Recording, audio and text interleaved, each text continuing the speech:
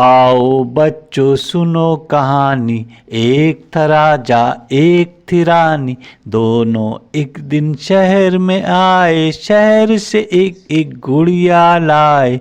राजा की गुड़िया थी दुबली, रानी की गुड़िया थी मोटी। राजा की गुड़िया थी लंबी, रानी की गुड़िया थी छोटी।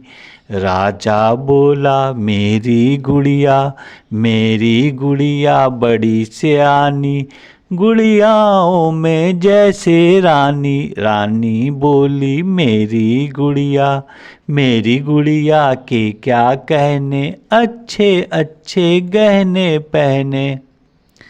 राजा बोला मेरी गुड़िया बीन बजाए, मीठे मीठे गाने गाए।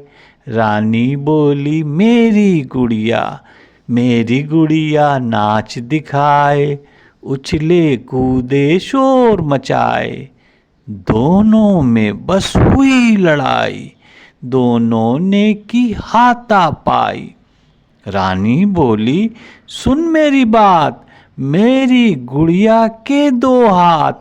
एक से खाए दाल चपाती, एक से खाए साग और पात।